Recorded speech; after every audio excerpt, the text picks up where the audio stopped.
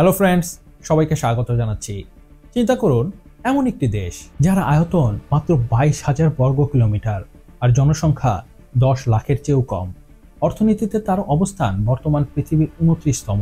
আরও মজার বিষয় হচ্ছে সৌদি আরব, ইরাক, পাকিস্তান, ইন্দোনেশিয়া, বাংলাদেশ সহ প্রায় 29টি দেশ একে কোনো দেশ হিসেবেই স্বীকার করে না, কিন্তু তারপরও এই দেশটি গোপনে নিয়ন্ত্রণ করে পুরো বিশ্বকে। আর সেই দেশটি হচ্ছে ইসরায়েল। পুরো বিশ্বে ইসরায়েলের প্রভাব কতটা তার ধারণা আপনি এখান থেকে পাবেন যে আমেরিকা, যে বর্তমান বিশ্বের 1 নম্বর পরাশক্তি, যে ইসরায়েলের চেয়ে প্রায় 100 গুণ বড় দেশ, সেও ইসরায়েলের কথায় উঠে বসে।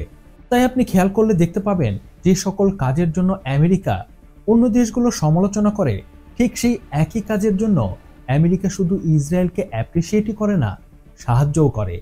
রাশিয়া যখন নিরাপত্তার অজুহাতে ইউক্রেনকে আক্রমণ করে, তখন আমেরিকার সমালোচনা করে, ইউরোপকে সাথে নিয়ে রাশিয়ার উপর নানা নিষেধাজ্ঞা চাপিয়ে দেয়।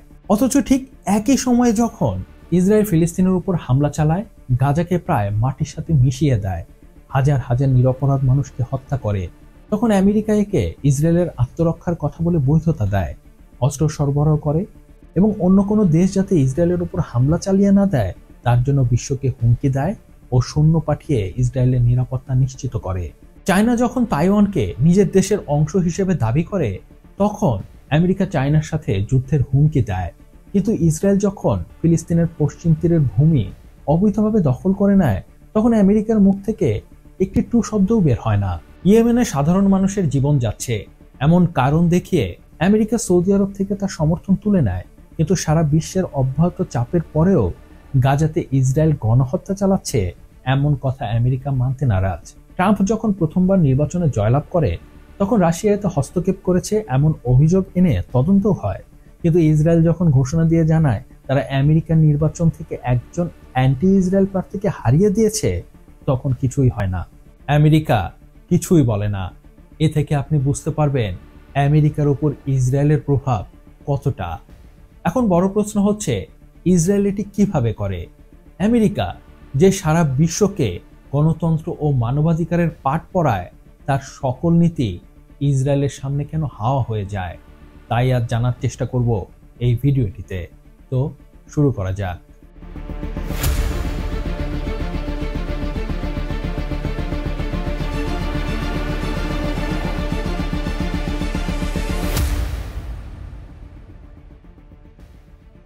ইসরায়েলের উপর আমেরিকার প্রভাবের প্রথমেই যে জিনিসটি আছে তা হলো লবিং। ইসরায়েল আমেরিকার বিশ্ববিদ্যালয় থেকে মিডিয়া, কার্টুন থেকে শুরু করে সরকার, এমনকি প্রতিটি আমেরিকান নাগরিকদের মাঝে তার লবিং, তার প্রোপাগান্ডা এমন কৌশলগতভাবে বিছিয়ে রেখেছে যে ইসরায়েল আমেরিকাকে দিয়ে যা খুশি তাই করাতে পারে। ইসরায়েলের এই লবিং শুরুই হয় একদম প্রাথমিক পর্যায় থেকে, মানে একদম শিশুকাল থেকে। আর এর জন্য সবচেয়ে ভালো মাধ্যম হচ্ছে কার্টুন। কার্টুনের মাধ্যমে ইসরায়েল তার ইতিহাস এমনভাবে তুলে ধরে যাতে ছোটকাল থেকে আমেরিকান বাচ্চাদের মনে ইসরায়েলের প্রতি একটি সফট কর্নার তৈরি হয়ে যায়। এর সর্বোত্তম উদাহরণ সুপার বুক। এই কার্টুন সিরিজে এটিই তুলে ধরা হয়েছে ইসরায়েল ও ইহুদিরা কতটা মহান। যেমন এই কার্টুন সিরিজের 24 নম্বর পর্বে দেখানো হয় ইহুদিরা প্রথম থেকেই জেরুজালেমে থাকতো এবং তাদের উপরে মুসলমানরা প্রচুর অত্যাচার করত। তাই এই সিরিজের প্রধান ক্যারেক্টার নিজেকে বাঁচাতে গ্রেট ওয়াল অফ চায়নার মতো একটি বিশাল প্রাচীর নির্মাণের সিদ্ধান্ত নেয়। আসলে এই কাহিনী সম্পূর্ণ মিথ্যা, কিন্তু ইসরায়েল অতি সূক্ষ্মভাবে আমেরিকার বাচ্চাদের মনে এটি তুলে ধরতে চায়। ইসরায়েল যে ফিলিস্তিনের চারপাশে বিশাল বিশাল প্রাচীর তুলে তাদের যে একটি উন্মুক্ত কারাগারে বন্দী করে রেখেছে, তা আসলে একটি যৌক্তিক সিদ্ধান্ত। প্রতিবেশীদের অত্যাচারের হাত থেকে বাঁচতে ইসরায়েলের অধিকার আছে নিজেদের আত্মরক্ষার। এমন অনেক কার্টুন আছে যেখানে ইসরায়েলিদের অত্যাচারিত হতে দেখানো হয়। উদ্দেশ্য খুব ছোটবেলা থেকেই আমেরিকানদের মনে ইসরায়েলের প্রতি একটি সফট কর্নার তৈরি করে দেওয়া, যাতে ভবিষ্যতে ইহুদি ও ইসরায়েলের সাথে যাই হোক না কেন আমেরিকানদের সাপোর্ট ইসরায়েলের সাথেই থাকে। এরপর আসে বিশ্ববিদ্যালয়। যে কোনো একটি দেশের শিকড় তৈরি হয় বিশ্ববিদ্যালয়ে। বিশ্ববিদ্যালয়ে একটি ছাত্র খুব ভালোভাবে রাজনীতি বুঝতে পারে, বিশ্ব সম্পর্কে একটি পরিষ্কার ধারণা পায়। বিশ্ববিদ্যালয়ে ছাত্ররা রাজনীতি ও দল করার সুযোগ পায়। এর ফলে ছাত্ররা তাদের আদর্শিক মতাদর্শের মানুষদের সাথে মিশতে পারে। আর তাই ইসরায়েল আমেরিকার বিশ্ববিদ্যালয়গুলোতে অনেক বেশি ফোকাস করে। শিক্ষা খাতে বিশ্বের টপ 9 পাবলিকেশন কোম্পানির এই লিস্টটি দেখুন। এই লিস্টে আছে National Geographic, Discovery Education, McGraw Hill, পিয়ারসলের মতো প্রতিষ্ঠান। এক প্রতিবেদন অনুযায়ী এই সব কোম্পানি একটি ইসরায়েলি সংস্থার নির্দেশে তাদের প্রকাশনায় একটি সফট প্রো ইসরায়েলি প্রোপাগান্ডা প্রচার করে। সহজ ভাষায় এইসব কোম্পানি ইসরায়েলের চোখ দিয়ে সারা বিশ্বের সামনে ইসরায়েলের ইতিহাস তুলে ধরে। আর তারা এটি কিভাবে করে তা বিশদভাবে তুলে ধরা হয়েছে এই প্রতিবেদনে। ইসরায়েল ও ইহুদিদের ইতিহাস প্রতিনিয়ত প্রচার করে ইনস্টিটিউট ফর কারিকুলাম সার্ভিসেস বা আইসিএস। প্রতিবেদনে উল্লেখ করা হয় এই সংস্থার নির্দেশে আমেরিকান পাবলিশিং কোম্পানিগুলি ফিলিস্তিন ও পশ্চিম তীর শব্দ দুটি পুরোপুরি বাদ দিয়ে দেয়। ফিলিস্তিনের জায়গায় তারা জুডা শব্দটি ব্যবহার করে, যার অর্থ প্রাচীন ইসরায়েলি রাজ্য। শুধু তাই নয়, ফিলিস্তিনের পুরো ইতিহাস মুছে ফেলে তারা নতুন ইতিহাস লেখে। তারা লেখে ইহুদিরা আগে থেকেই পশ্চিম তীরে বসবাস করত, পরবর্তীতে ইউরোপের অনেক ইহুদি এখানে এসে তাদের সাথে যোগ দেয়। অথচ আসল ইতিহাস হচ্ছে 1967 সালে ইউরোপ থেকে আগত ইহুদিরা জোর করে পশ্চিম তীর দখল করে নেয়। ইতিহাসের এই চরম সত্য এইসব প্রকাশকদের বই থেকে সম্পূর্ণ মুছে ফেলা হয় আর নতুন ইতিহাস লেখা হয়। রিপোর্ট অনুযায়ী এই আইসিএস ইসরায়েল সরকারেরই একটি প্রতিষ্ঠান, আর এদের মূল লক্ষ্য সারা বিশ্বে ইহুদি প্রোপাগান্ডা ছড়িয়ে দেওয়া। এর বাইরে আমেরিকার টপ ইউনিভার্সিটির 20% শিক্ষক ইহুদি। দেখুন, আমরা সবাই জানি বিশ্ববিদ্যালয়ের শিক্ষকরা ছাত্রদের আদর্শ গঠনে কতটা বড় ভূমিকা রাখে। এই ইহুদি শিক্ষকেরা এটি নিশ্চিত করে ছাত্ররা যাতে শুধু প্রো ইসরায়েল ইতিহাসই জানতে পারে আর বিশ্ববিদ্যালয়গুলিতে ইসরায়েল বিরোধী কোনো কার্যকলাপই না হয়। আর যদি কখনো তা হয়েও যায়, তা মোকাবেলায় ইসরায়েলের কাছে আরও একটি উপায় আছে, আর তা হলো ফান্ডিং। এমন অনেক প্রমাণ আছে যেটি দেখায় বড় বড় ইহুদি আমেরিকান ধনীরা এই মার্কিন বিশ্ববিদ্যালয়গুলিকে প্রচুর টাকা দেয়। আবার কেউ কেউ নিজেই ভার্সিটির প্রেসিডেন্ট বা ট্রাস্টি হয়ে যায়। এরা খুব সূক্ষ্মভাবে নিশ্চিত করে ভার্সিটিগুলোতে যাতে কোনো ধরনের ইসরায়েল বিরোধী কার্যকলাপ নাই হয়, আর যদি কখনো তা হয়েও যায় তা যেন দমিয়ে দেওয়া যায়। যেমন এবছর 17 এপ্রিল গাজা গণহত্যার প্রতিবাদে কলম্বিয়া বিশ্ববিদ্যালয়ে একটি বিক্ষোভ শুরু হয়। এটি দমনের জন্য বিশ্ববিদ্যালয়ের সভাপতি মিনোস শফিক, যিনি একজন ইহুদি, পুলিশ ডেকে বিক্ষোভকারীদের বিশ্ববিদ্যালয় থেকে জোর করে বের করে দিয়ে বিক্ষোভ শান্ত করে। এরপর আসা যাক ইসরায়েলি লবিং এর পরবর্তী ধাপে, আর সেটি হচ্ছে হলিউড। দেখুন, বিশ্ব চলচ্চিত্রের সর্বোচ্চ ধাপ হচ্ছে হলিউড। হলিউড কবজা করার অর্থ হচ্ছে বিনা বাধায়, বিনা পাসপোর্ট ভিসা ছাড়াই 195টি দেশে নিজের মতাদর্শ প্রচারের বিশাল সুযোগ। কারণ হলিউডের মুভি প্রায় পুরো বিশ্বই দেখে, আর এটি ইসরায়েল খুব ভালো করে জানে। তাই তারা নিজেদের প্রোপাগান্ডা প্রচারের জন্য হলিউডকে দারুণভাবে কাজে লাগায়। 1960 সালের সিনেমা এক্সোডাস ইহুদি উদ্বাস্তুদের ফিলিস্তিনে পৌঁছানোর সংগ্রাম ও দ্বিতীয় বিশ্বযুদ্ধের পর ইসরায়েলের জন্ম এই সিনেমার মূল গল্প। মিউনিক 1972 সালে ইসরায়েলের 4 জন খেলোয়াড় যখন অলিম্পিকে অংশগ্রহণ করতে মিউনিকে যায়, তখন ফিলিস্তিনের একটি জঙ্গি গোষ্ঠী তাদের হত্যা করে। পরবর্তীতে ইসরায়েল কিভাবে এর প্রতিশোধ নেয় তা অনেক মহানভাবে তুলে ধরা হয়েছে 2005 সালের এই সিনেমাটিতে।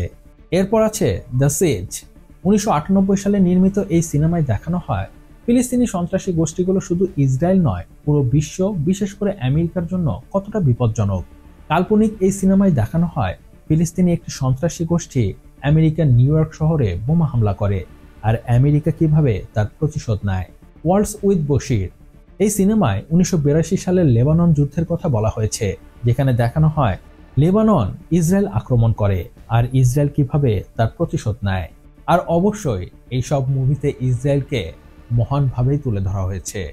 আর অস্কার জয়ী সিনেমা শিন্ডলার লিস্টের কথা কে না জানে, সারা বিশ্ব এই সিনেমা দেখেছে। 1930 সালের ইহুদি হলোকাস্ট এর মূল বিষয়, কিভাবে নাৎসিরা ধরে ধরে ইহুদিদের উপর অত্যাচার চালায়, গণহত্যা করে, তা বিশদভাবে তুলে ধরা হয় এই সিনেমাটিতে।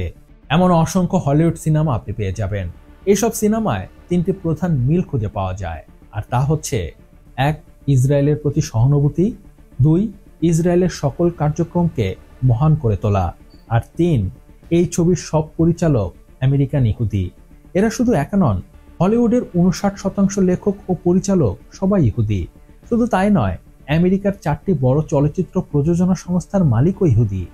এরা সবাই হলিউডের অন্যান্য মুভিতেও কখনো গোপনে কখনো সক্রিয়ভাবে প্রো ইসরায়েলি মনোভাব প্রচার করে। উদ্দেশ্য ইসরায়েলের প্রতি সহানুভূতি আমেরিকা সহ সারা বিশ্বে ছড়িয়ে দেওয়া।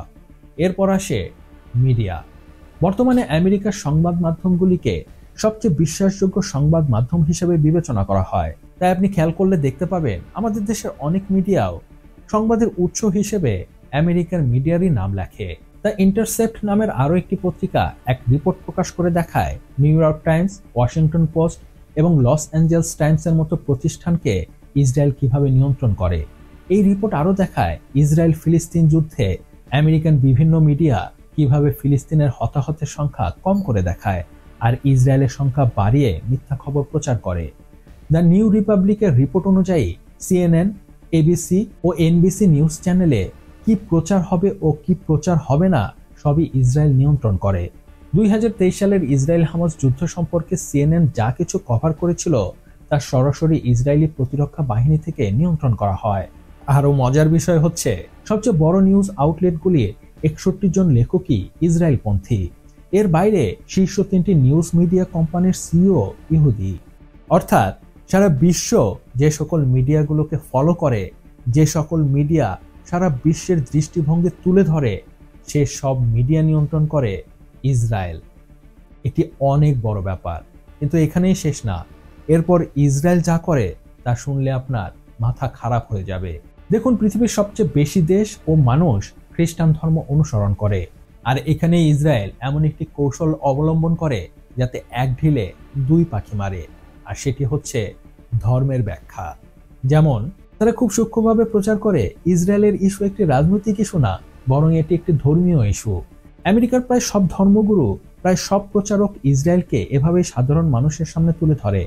বাইবেলের জেনেসিস 12-তে বলা হয়েছে ঈশ্বর ইহুদিদের কাছে ইসরায়েলের ভূমির প্রতিশ্রুতি দিয়েছেন। তাই প্রত্যেক খ্রিস্টানের দায়িত্ব ইহুদিদের রক্ষা করা, তাদের নিরাপত্তা নিশ্চিত করা। আমেরিকার সকল খ্রিস্টানদের মাঝে বাইবেলের এমন দৃষ্টিভঙ্গি যাতে অটুট থাকে তার জন্য কাজ করে ক্রিশ্চিয়ান ইউনাইটেড ফর ইসরায়েল। তারা তাদের ওয়েবসাইটে প্রকাশ্যে লিখে রেখেছে তাদের মূল উদ্দেশ্য সাধারণ মানুষ, মিডিয়া, শিক্ষা প্রতিষ্ঠান, এমনকি সরকারি স্তরে ইসরায়েলের প্রতি সমর্থন তৈরি করা ও বজায় রাখা এবং যে কোনো প্রকার ইসরায়েল বিরোধী ন্যারেটিভ কাউন্টার করা। আর আমরা সবাই জানি মানুষ তার ধর্ম নিয়ে কতটা সেন্সিটিভ, এর জন্য সে মরতে ও মারতেও পারে। বর্তমানে 238 কোটি মানুষ খ্রিস্টান ধর্মের অনুসারী, আর মাত্র একটি ধর্মীয় ব্যাখ্যা প্রদান করে ইসরায়েল সরাসরি বিশ্ব জনসংখ্যা প্রায় 31.6% মানুষকে নিজেদের পক্ষে নিয়ে নেয়। তাই সাধারণ মানুষের সমর্থন যেখানে থাকবে, স্বাভাবিক ব্যাপার রাজনীতিবিদরাও সেদিকেই থাকবে, কারণ রাজনীতিবিদরা তো ভোটের জন্যই রাজনীতি করে। কিন্তু ইসরায়েলের এই প্ল্যানিং শুধু রাজনীতির মধ্যেই সীমাবদ্ধ থাকে না, তারা আরো এক ধাপ এগিয়ে থাকে, আর সেটি হচ্ছে নির্বাচন। আমেরিকার নির্বাচনে রিপাবলিক বা ডেমোক্রেটিক যেই দাঁড়াক না কেন, যেই জিতুক না কেন, তারা সবসময় ইসরায়েলের পক্ষেই থাকে। 2024 সালের নির্বাচনের দিকে তাকান না, ডোনাল্ড ট্রাম্প ও কমলা হ্যারিস দুজনেই ছিল ইসরায়েলপন্থী। নির্বাচনী প্রচারে তারা কে কত বড় ইসরায়েলি ভক্ত তাই প্রচারে ব্যস্ত ছিল। আর কেউ যদি ইসরায়েলের বিরোধিতা করে তাহলে তার পরিণতি হয় ঠিক এমন। এই ইসরায়েলি সংগঠনটি প্রকাশ্যে টুইট করে জানায় তারা নির্বাচনে ইসরায়েল বিরোধী প্রার্থীকে পরাজিত করে দিয়েছে। শুধু তাই নয়, এই সংস্থার প্রধান স্টিভ রোজেন গর্ব করে বলেন, আমি যদি একটি সাদা রুমালও পাঠাই, 24 ঘন্টার মধ্যে তাতে 70 জন আমেরিকান সিনেট কোনো কিছু না বলেই স্বাক্ষর করে দেবে। মানে সে বোঝাতে চাইছে সে ইচ্ছে করলেই আমেরিকার পার্লামেন্ট থেকে যে কোনো বিল, যে কোনো আইন পাশ করিয়ে নিতে পারে। এ থেকে আপনি বুঝতে পারবেন আমেরিকার উপর ইসরায়েলের প্রভাব কতটা শক্তিশালী। আর এটি মোটেও কোনো একক ব্যক্তির কাজ না, কোনো একটি সংস্থার কাজ না। আসলে আমেরিকার সরকারে ইসরায়েলের পক্ষে লবিং করার জন্য কাজ করে 51টি সংস্থা, যার মধ্যে আমেরিকান ইসরায়েল পাবলিক অ্যাফেয়ার্স কমিটিকে তো ইসরায়েলের গুপ্তচর সংস্থাও বলা হয়। আর এরা দুইভাবে আমেরিকার উপর প্রভাব বিস্তার করে। এক, প্রচুর নির্বাচনী ফান্ড দিয়ে প্রার্থীকে নির্বাচনে সাহায্য করে আর পরে নিজেদের সমর্থন আদায়ে কাজ করে। আর দুই, যদি কেউ কথা না শোনে তাহলে তাকে ব্ল্যাকমেল করে কাজ আদায় করে নেওয়া হয়। আপনার কাছে শুনে বাড়াবাড়ি মনে হতে পারে, কিন্তু বিশ্বাস করুন আমি মোটেও বাড়িয়ে বলছি না। যেমন বিল ক্লিন্টন তার ক্লিন্টন ইনকর্পোরেটেড বইয়ে উল্লেখ করেছেন, ইসরায়েলের প্রধানমন্ত্রী নেতানিয়াহু মৃত্যুদণ্ডপ্রাপ্ত আসামি ইহুদি আমেরিকান সাংবাদিক জোনাথন পোলার্ডকে মুক্তি দেওয়ার জন্য ক্লিনটনকে হুমকি দিয়েছিলেন। আসলে ইসরায়েল গোপনে ইন্টার্ন মনিকা লিওনেস্কির সাথে বিল ক্লিনটনের অন্তরঙ্গ কথোপকথন রেকর্ড করে আর ক্লিনটনকে হুমকি দেয় যদি সে তাদের কথা না শোনে তবে এই রেকর্ড সারা বিশ্বে ভাইরাল করে দেবে। ঠিক একই ধরনের ব্ল্যাকমেইলের কথা সাবেক প্রেসিডেন্ট জর্জ ডব্লিউ বুশও করেন। তিনি প্রকাশ্যে বলেন, ইসরায়েল আমেরিকার সাধারণ জনগণ থেকে প্রেসিডেন্ট পর্যন্ত প্রায় সবার ফোন কল রেকর্ড করে আর তা পরবর্তীতে আমেরিকাকে ব্ল্যাকমেইল করতে কাজে লাগায়। এ থেকে আপনি বুঝতে পারবেন ইসরায়েল কিভাবে পৃথিবীর 1 নম্বর পরাশক্তি আমেরিকাকে নিয়ন্ত্রণ করে। আর এটি বিচ্ছিন্নভাবে মোটেও করা সম্ভব না। এর জন্য চাই দীর্ঘমেয়াদী সূক্ষ্ম পরিকল্পনা। আর এই পরিকল্পনা বাস্তবায়নে ইসরায়েলের প্রতিটি রাজনৈতিক দল, প্রতিটি আমলা ও প্রতিটি প্রধানমন্ত্রী সকল দূরত্ব ভুলে একসাথে একজোট হয়ে কাজ করে। আরো মজার বিষয় হচ্ছে সারা বিশ্বের প্রায় সকল ইহুদি ইসরায়েলের এই কার্যক্রমকে সমর্থন করে। ইসরায়েলের এই পরিকল্পনা এতটাই নিখুঁত যে দেখলে মনে হয় পৃথিবীর সকল ইহুদি একসাথে একই রুমে বসে এই পরিকল্পনা তৈরি করেছে ও তা বাস্তবায়নের চেষ্টা করছে। তো ইসরায়েলে এই অসম্ভব কিভাবে সম্ভব করলো? আসলে এর উত্তর লুকিয়ে আছে ইসরায়েলিদের চিন্তা, তাদের পরিচয় ও তাদের জাতীয়তাবাদে, নিজেদের দেশ ও সংস্কৃতির প্রতি ভালোবাসায়, সহজ ভাষায় তাদের একতাতে। আসলে ইসরায়েল গঠনের পর থেকেই সারা বিশ্বের ইহুদি ইসরায়েলের সাথে এক ধরনের বন্ধন অনুভব করে আর এটি সম্ভব হয়েছে জায়নবাদী আন্দোলনের জন্য। আসলে ইসরায়েল 10টি জিনিসের উপরে ফোকাস না করে মাত্র একটি জিনিসের উপরে ফোকাস করেছে। 19 শতকে জায়নবাদী আন্দোলন শুরুই হয়েছিল যাতে প্রত্যেক ইহুদি তারা যেখানেই থাকুক না কেন, তারা যে দেশেই যাক না কেন, তাদের অনুগত্য যেন সর্বদা তাদের জাতির সাথেই থাকে। আর ঠিক এই জায়গায় আমরা বাংলাদেশিরা কখনো মনোযোগ দেইনি, তাই আজ আমরা রাজনৈতিকভাবে বিচ্ছিন্ন। অন্য সব কিছুর কথা বাদ দিন, আমাদের গর্ব, আমাদের অহংকার যে মুক্তিযুদ্ধ, সেই মুক্তিযুদ্ধ নিয়েও আমরা একমত না। সুযোগ পেলে তাকেও আমরা ছোট করার চেষ্টা করি, ইতিহাস বিকৃত করি। 1 পা আগালে 10 পা পিছিয়ে যাই। এটি বাংলাদেশের কঠিন বাস্তব। এ বিষয়ে ছিল আমার মতামত। তো আপনার মতামত কি তা আমাকে নিচে কমেন্টস করে জানাতে পারেন। আর হ্যাঁ, ভিডিওটি কেমন লাগলো তা আমাকে জানাবেন। আর অবশ্যই সাবস্ক্রাইব করতে ভুলবেন না। আপনার একটি সাবস্ক্রাইব আমাকে অনেক বেশি উৎসাহিত করে নতুন নতুন কন্টেন্টের কোয়ালিটি ভিডিও তৈরি করার। ভালো থাকবেন, সুস্থ থাকবেন, ধন্যবাদ।